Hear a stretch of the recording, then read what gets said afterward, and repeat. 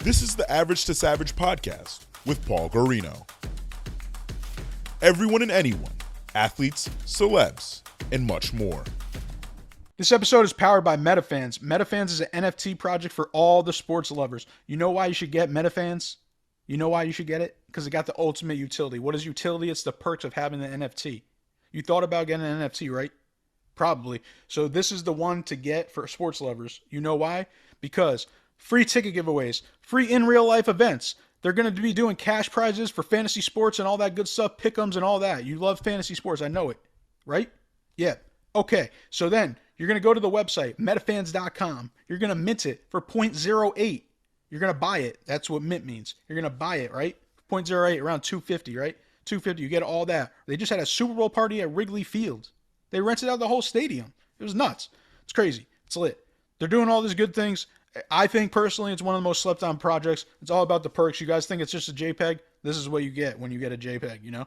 Go check it out. Metafans.com.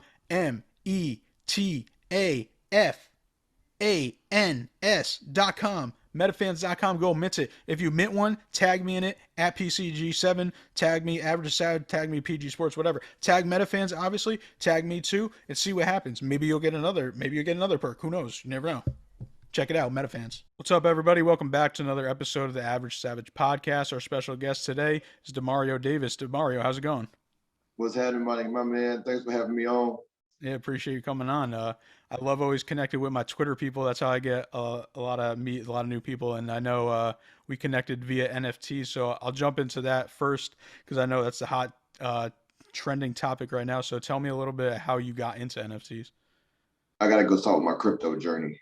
I first heard about crypto back in 2013, and I couldn't grasp the concept. Somebody was talking about it at a table, but I didn't do my own research and definitely missed out on that. I was in Bitcoin. It was the first time I heard a conversation about Bitcoin, and then of course the crypto world exploded in 2017, and I went and did a little bit. Got a little bit, but didn't pay much attention to it. And then when COVID happened, my trainer actually moved in to come stay with me, and he was meeting with my neighbor, and they were talking about it, and he kind of got me on the wave, and so I ended up getting quite a bit of crypto. And by the time I came back with my team, I started telling a bunch of guys about it, and I guess the more I talked about it, the more I realized how much I was enjoying being in this space and, you know, moving with different wallets and being on Coinbase and kind of knowing what was going on, and realizing that my teammates didn't know really half of what I was talking about. I realized, you know, still how early we were in the process. And really the NFT things, when NFTs started really becoming a thing, I was late again because I really didn't understand it. And I was like, no, I'm just kind of staying in the crypto space. But then I started to do a lot of research around the metaverse and all the things that was coming in the metaverse. And I was like, oh man, I could, you know, especially after watching Ready Player One, and so many people's kind of making that connection. I was like, no, I could really see this becoming a thing. And then all of a sudden the NFT started to make sense, right? Understanding that everything is going to be digital content. And yeah, and so I just kind of got into the space, started dabbling around, started meeting with like different people, and really just started to do like full downloads of just everything Web3, right? Yeah. You know, wanting to know all about the blockchain, knowing all the onboarding processes with crypto, NFTs, DAOs, you know, all of it. And so I just started to just do a bunch of research, and very much still an amateur in the space, but I just enjoy it because I feel like not only is it, you know, something interesting to do, but it's also an opportunity to bridge the gap in terms of wealth and things like that. So it's been really cool. Yeah, no, definitely it is dope just to connect with new people as well. And what about I know you have a Bored Ape, so how did you acquire that? When did you acquire it? So I actually acquired it in the middle of the season. I remember when Bored Apes, the floor was like 38.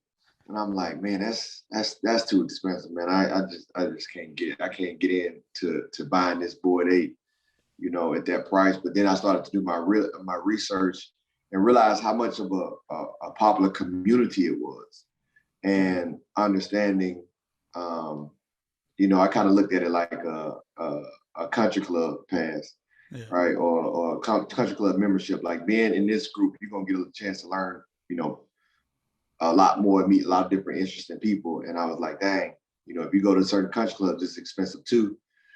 And it just continues to go up. And then I was like, dang, I got to get in before it just skyrockets even more. And, every time you talk about Bored Ape skyrocketing, right, it skyrockets again. So I was just like, I got to get in. And so I ended up getting in during the middle of our football season. And I remember when I first purchased it and posted, all my teammates was coming up and asking me about what it was and stuff like that. And so I've been on that train, and then through that, kind of learning about other different projects, caught me a few other different things. And so I've been a part of the wave. I'm a holder, man. Everything I get, I just hold. Yeah. So I'm not a trader or a flipper or anything like that. I just hold. If I feel like it's a good move, I just hold. Yeah, and I know you mentioned holding my 8. Yeah, I know you mentioned before. Yeah, you said you were late, but you're still early. Everyone, like, I think it was like in last November. I saw a survey, and it was like 3% of Americans like own NFT. So I'm assuming it hasn't gone up that much yet. So we're still, I think, super early in the NFT space, at least. Yeah, and then the Bored Ape thing, I mean, like you said, it paid off to hold it. I know ApeCoin got released a couple days ago or last week, and that paid off for the holders. And that's why it's crazy, because I think it was, if you minted it at 200, like around, it was around like $200, we'll say, for the people that don't know about Ethereum. And I think it would be equivalent to like a minimum of like 400,000 if you got the Bored Ape, the dog kennel club, and the mutant ape, and then the drop of the coins. So pretty crazy. $200, like 400,000, and less than a year. That's it. That's essentially, and that's what this space, for the opportunity, right? And it's, it's interesting when you look at it that,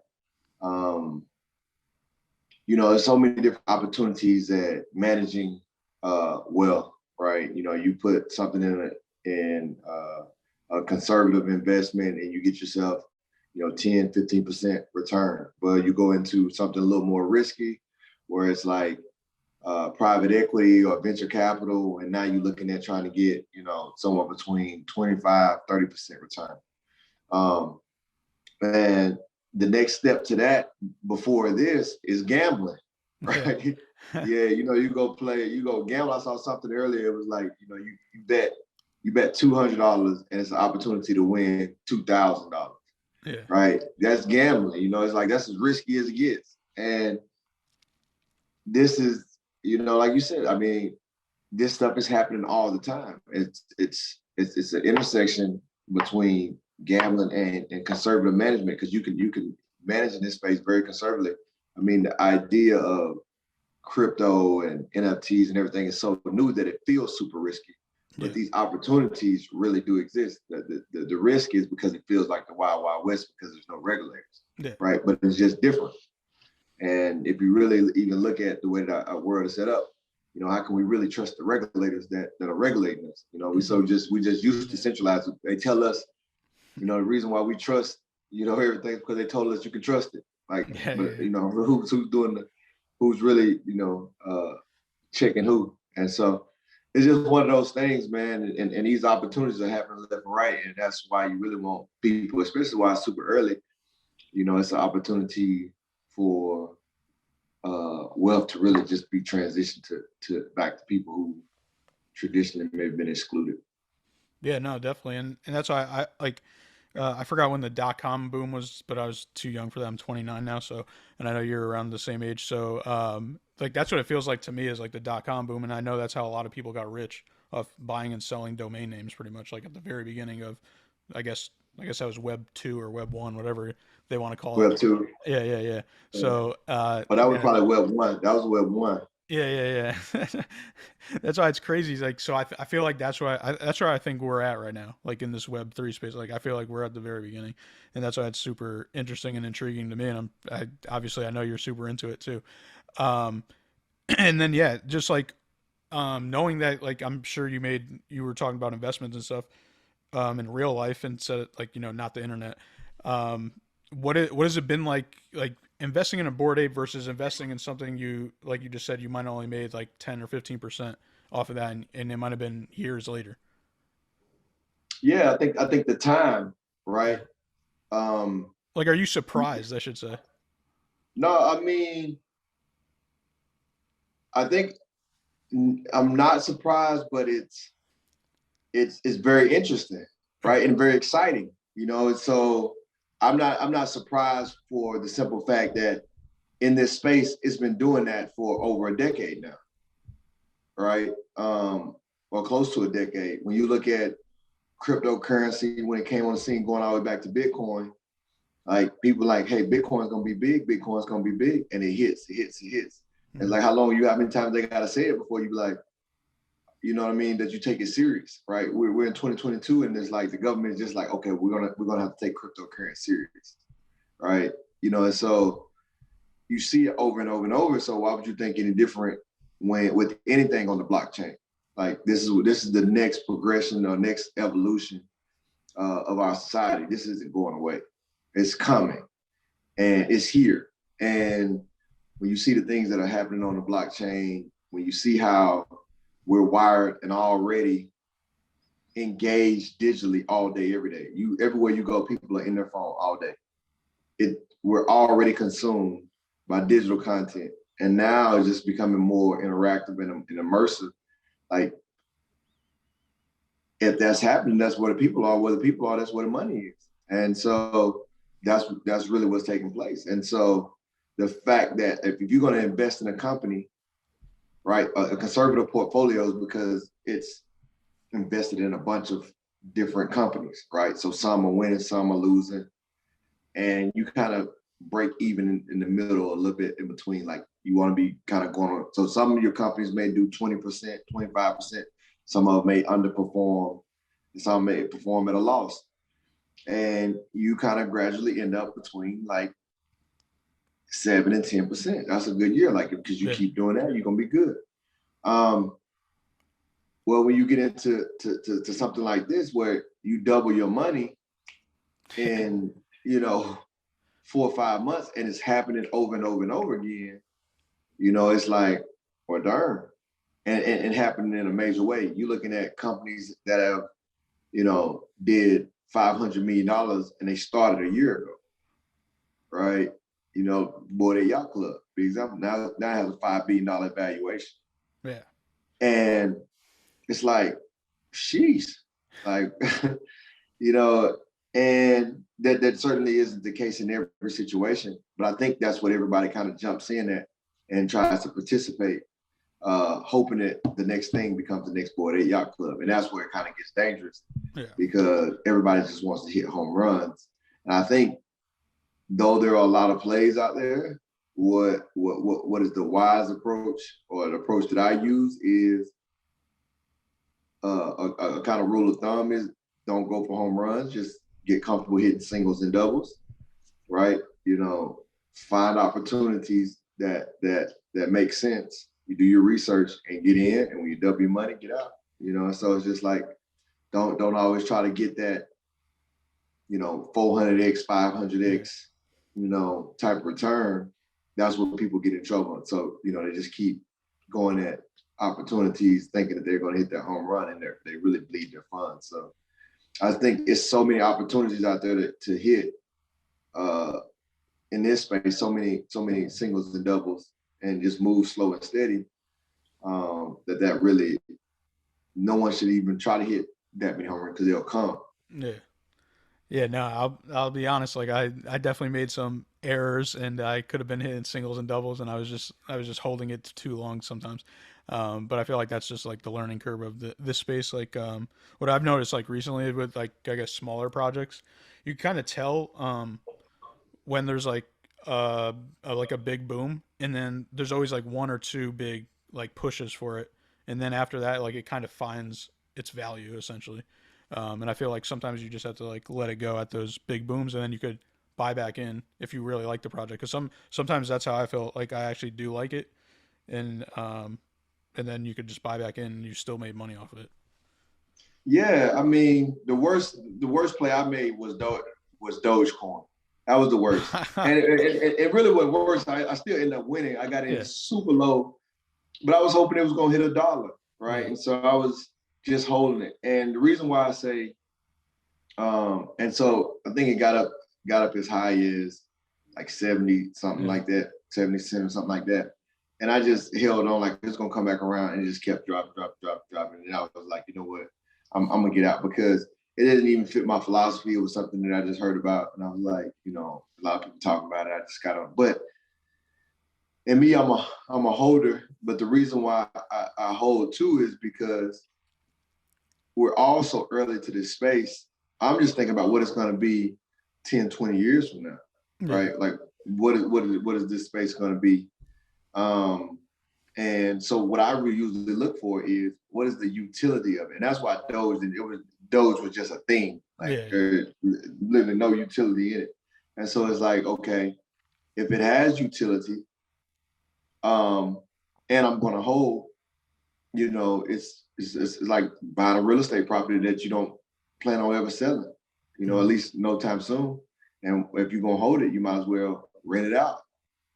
Or, you know, lease it out. And that's what I think you have the opportunity to do with so many projects. You know, like when people get in the NFT space, it's like, why would you look at projects that don't have any utility? Well, I mean, if you're going to just trade it. And that's what I think a lot of people do. They're just looking at the money, right? But it's so many ways of adding value, you know, getting in projects that have good utilities, whether they're going to airdrop you tokens that may be worth a lot, maybe worth nothing. You got it for free just because you just had it for, you know, the project.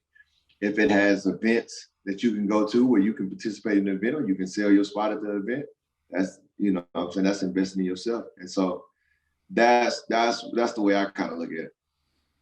Yeah, no, that's the benefits of holding is too, because like I got a few different airdrops that you know you could sell them and then you could still make some money, and then if you really want to do some math, you could be like, all right, well now I got the main one for X amount instead of what I paid for it, essentially, like a discount, or you just keep everything and see what happens, because anything could happen at this point with all the things. But for those that don't know, I know I didn't really introduce you as a football player because we've been talking about crypto, but you do play for the Saints. And before we get off the crypto and NFT space, where do you see NFTs and crypto going in sports? I know there's been a lot of different like sponsorship deals with cryptos. Not that much stuff, but I mean NFTs besides like promoting. I know some athletes have their own projects and things like that, but like where do you see it going? I mean, I'm a metaverse maniac, and so I just believe the metaverse is coming. Like I believe people feel more comfortable sitting at home and using their brain to engage versus actually engaging. And I don't know. I think it's just the way that I don't know if people really like that, or just the way our world is kind of set up is kind of just pushing people into that. I feel like the pandemic and staying at home kind of increased it even more. We're already very phone heavy. We're already very work from home and Zoom heavy now. So I just think about what does that mean? And I think for fans of the game, if you ever really look at fans and sports, fans think they know as much as the players and the coaches, right? They don't just casually watch the game. They think they know more. And then video games have made it to where they feel like if they had the ability, they would know what to do in those situations. And so I believe eventually that the metaverse will host e-games, and e-games will be just as big as, you know, games in reality. And if you imagine watching Madden or NBA 2K or FIFA with real people's avatars, right? And literally the top paid athlete, like you know, like a Aaron Rodgers deal or Deshaun Watson deal, like the two biggest signings this offseason, are essentially like the top avatars. Like it could be anybody, just somebody that has the ability to be able to play the game. It's an equalizer, right? Now it's not based on your athletic ability, it's based on your mental ability to be able to perform inside the game. Like that's the game of people watching. And you're essentially recruited by DAOs on those teams. So, maybe a league is formed, 50 people in the community, they go buy one of the 30 teams and they are able to go recruit gamers to come play on their team. And that's what people are watching because everybody just tapped into the metaverse. There's going to be so much going on from a digital standpoint. People are not going to have the time to go and train themselves physically for like an actual game. And then what I'm talking is probably, 20, 30 years down the line or maybe sooner. But that's why I believe the game will go. I feel like sports games will actually be in the metaverse and it will be digital games that people are tuned in, watching. Yeah, no, I mean, I wouldn't be surprised. I mean, obviously, esports has been blown up. It's actually like on TV and ESPN and stuff now. It's like pretty crazy. So I feel like that's like, I don't know if those people will go into it or like, I guess the NFT people will go into that, but I feel like or be a mixture of both.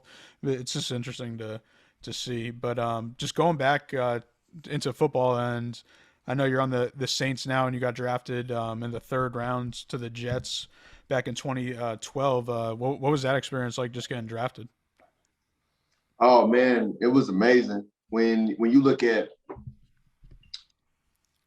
dreaming about something your whole life and training and everything that goes into the process, when you're a kid in Little League saying, I'm going to the pros and then wanting to be a star on your high school team and getting out there playing in on Friday nights, then wanting to go and play at college and kind of be like the neighborhood hero of going to college and coming back home and then doing that and sacrificing many opportunities to go hang out because you're training, you in the weight room, just putting in hours and hours and hours, and then seeing your name on the draft screen talking about that you're projected to be going in this year's draft and, first, second, third round. Man, it's just an incredible journey. And then it finally happens. Your phone rings on draft day. And I had my wife there, my mom there. I got the call, and it's words can't express. There's nothing like it. It's like you go into a dream instantly. And so like when I got drafted, I was essentially snatched out of reality and into a dream world. And I've spent 10 years in that dream world now, and and formed new dreams since I've been here. Yeah, then I mean, you got drafted by the New York Jets, so as you know, the New York media is like crazy and things like that. So what was it like just to play in New York? New York was crazy, man. It was wild. I mean, personally, how New York is set up, it's anything but a football market, right? Basketball and baseball, of course, is much bigger than New York. But even it's not just sports. It's a mecca of so many different things. And so when they have to talk about sports, it's not talking about what's really going on with the team. It's trying to sensationalize anything just so it can grab the headlines because there's so much going on. And that produces so much drama that it's always something in the media. And, it makes the game not fun in a lot of ways. Not that it's bad press or anything like that. It's just always a lot going on, man. It's a media circus because everybody's trying to fight to get a headline. And so, man, you hear so many stories, so many rumors. It's just a lot. And so, I mean, you definitely have to have you got to have real thick skin, and you have to be very, very smart and very careful when you're in New York. Yeah, no, for sure. I got to ask you, did you ever get to meet Gary Vee, since I know he's a huge Jets fan and he's big into everything at this point, NFTs and crypto? No, you know what? I did not know Gary Vee was a huge Jets fan. I watched a little bit of Gary Vee, but not as much as I wish I did. I mean, I really love that guy. He's a very sharp individual, and I like the way he's just leading this space. And Yeah. But I did not know he was a Jets fan. I might need to reach out to him now that I know he's a Jets fan. Oh yeah, he's a huge Jets fan. Actually, that's like his dream goal is to buy the Jets. Oh, really? Yeah. Hey, if he jump in one of these dials, the way they create these dials now, it can happen for real. There you go. I think there was a video clip he made. Like I think he made like $90 million in like I don't know, stupid short period of time off of NFTs. Mm. Yeah, it was crazy stuff.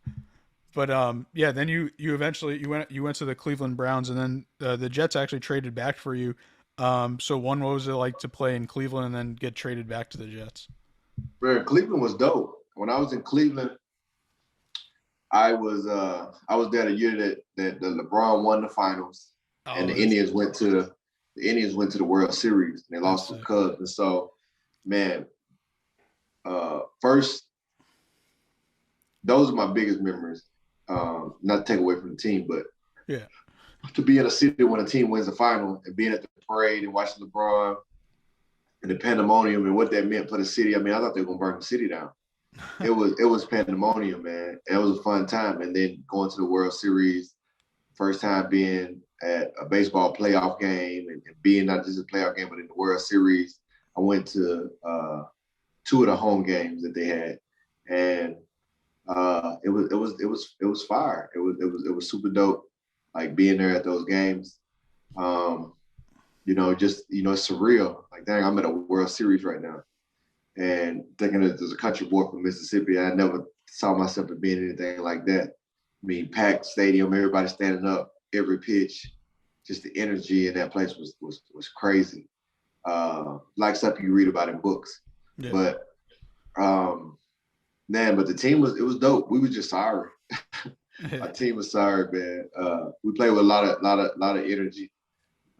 Guys fought hard. We were just so young, man. We had so many rookies. When I got there, I think they cut like 20 of the veteran guys and they signed all their rookies. Every rookie they drafted, it was weird, And so the team was so young, and we just didn't know how to win. We only won one game that season, so that was hard. But I mean, I had a fun time. And then I got traded back to New York, and I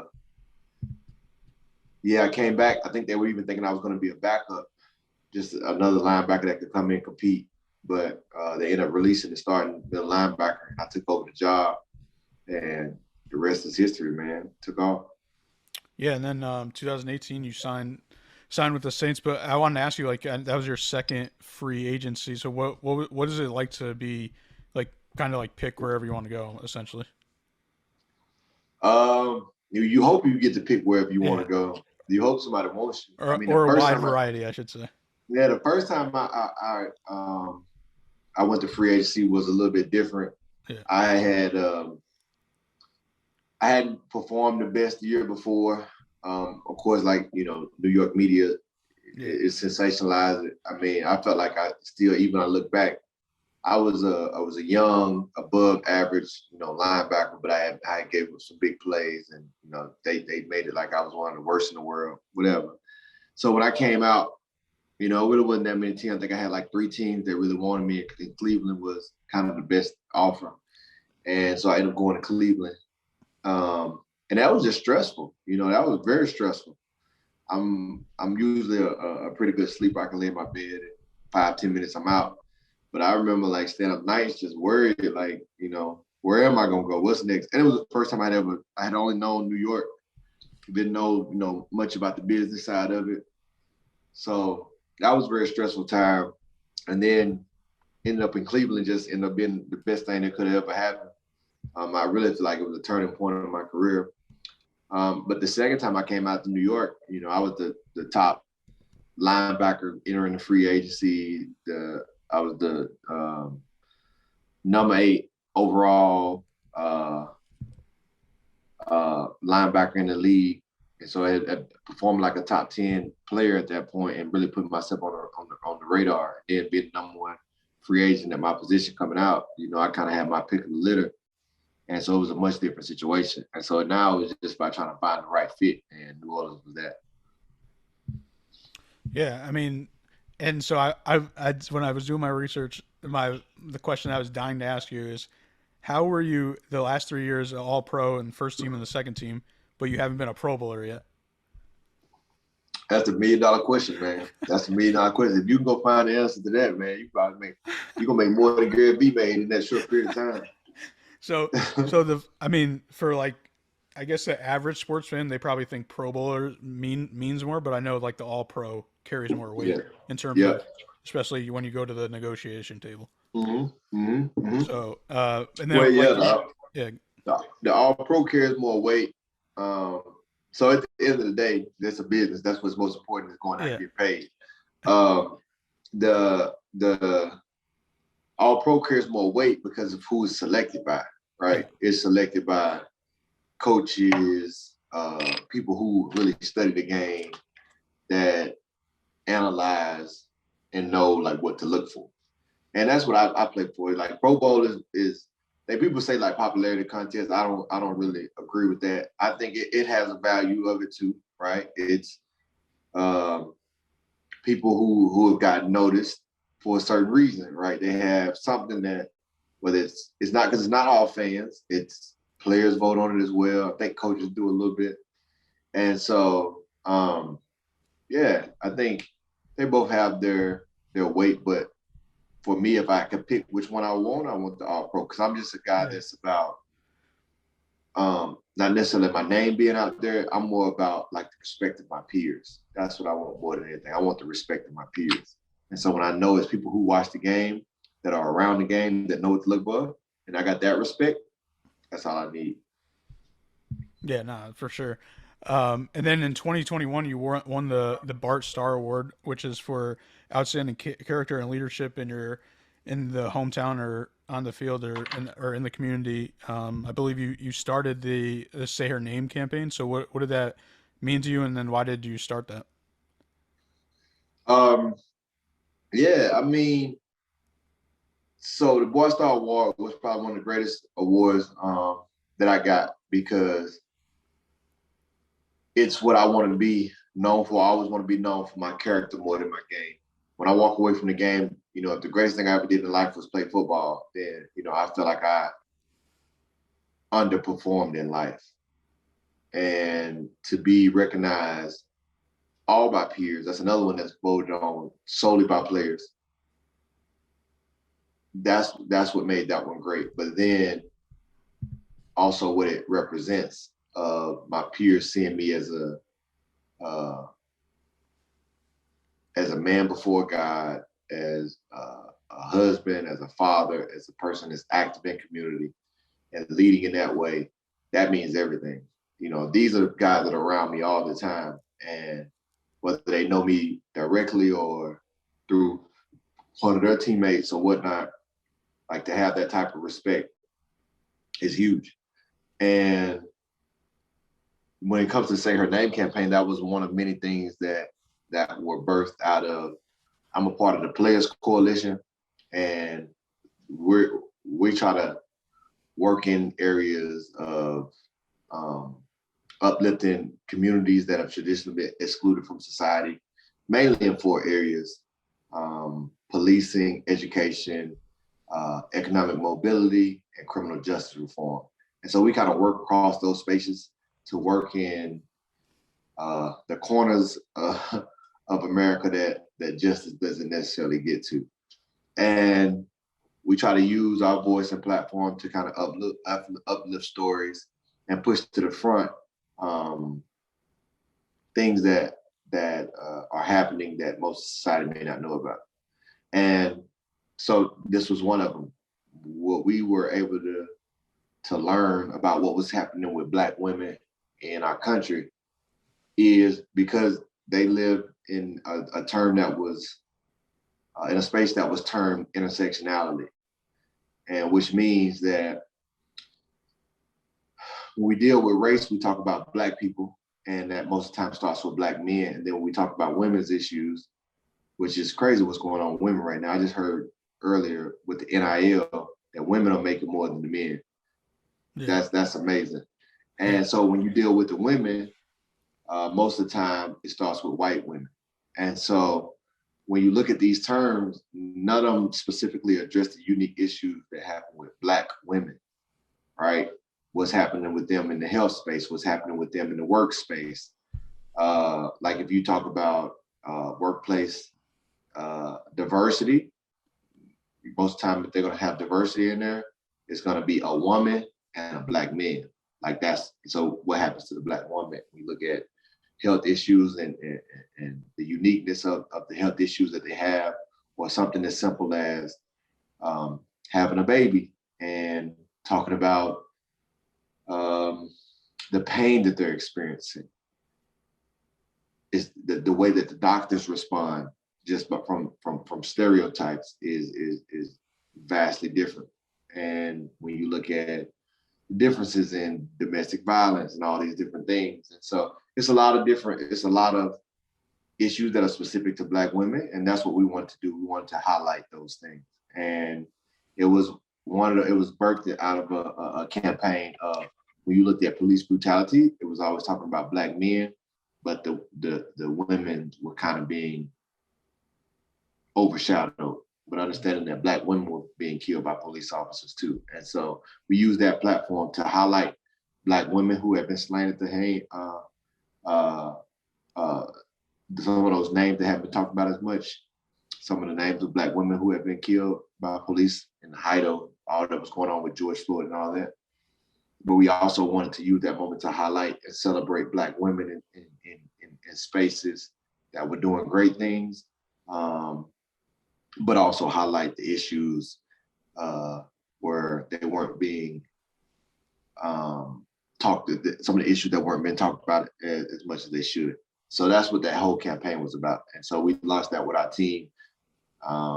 We got our players to learn about it, learn about the issues, and we just used our platform to highlight it. Yeah, no, that's dope. Yeah, and the NIL stuff, and I don't know, obviously you don't know me, I know we just met and stuff, but I work with a lot of WNBA players, so I see it kind of firsthand, and it's always dope to get them deals essentially, more than like the male athletes I work with, because it's just like, it's rarer and they get more excited because it's harder to get them. But I like doing it because I work with like a lot of underdogs and things like that, so it's like it's more fulfilling, I guess I'd say, to make that stuff happen. So it's fun to do. But yeah, that's why I wanted to get you on too, just because like I researched you a lot and I saw you were doing a bunch of dope things, not just like NFTs and sports. So yeah, are you ready for some less serious questions, some fun questions? Yeah, it's cool, man. Let's do it. All right. Do you remember who your first sack was? Ooh, first sack. Yeah, I do. It was a game in Buffalo. I don't remember who the quarterback was, but I tackled the quarterback. Whoever the starter was in Buffalo in 2013. All right. First sack. I'm trying to think. It wasn't. That was probably too. Was it Tyrod Taylor then, or no? No, it wasn't Tyrod Taylor. Not in 2013. Ryan Fitzpatrick? Nope. Dang, I don't know. I always think of Ryan Fitzpatrick. He was there for a while. Anyways, who is there? What quarterback is there a quarterback that you still want to sack that you haven't sacked yet? No, I done got everybody I wanted to get. All right. Is there? I see a lot of game balls behind there. Like, what's your most memorable one? Oh, all of them are pretty memorable. Let me see if I grab the closest one. This will always be special. 38-3, Tampa Bay Buccaneers. And this is not last season, but the season before. And we had beat, of course, Brady just made it to Tampa Bay. And so we had them open up in game one. And it was we came out and shocked them pretty bad. Got the pick six, and so of course we had to go play them on their turf. And we played them on their turf, and everybody was expecting them to come back. They had found their stride in the season, and literally they couldn't move the ball. I think we finished up like 8 or 9 sacks that game. a couple picks, and it just was a dominant performance. They ended up coming back and beating us in the playoffs, and that was that. They went and won the Super Bowl. But yeah. So I mean, all of them are memorable, but they all got different stories connected to them. Who was your favorite player growing up? Not it could be football or not football. My favorite player growing up was actually LeBron. LeBron was probably, I mean, that was a little bit later, but LeBron was probably my favorite player of all growing up. Yeah, no, you played basketball in high school, right? Yeah, I did. You were good. 17.3 points, man. There you go. There you go.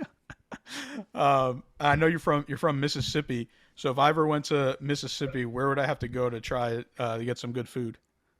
Anywhere. Yeah, you come to my people's house.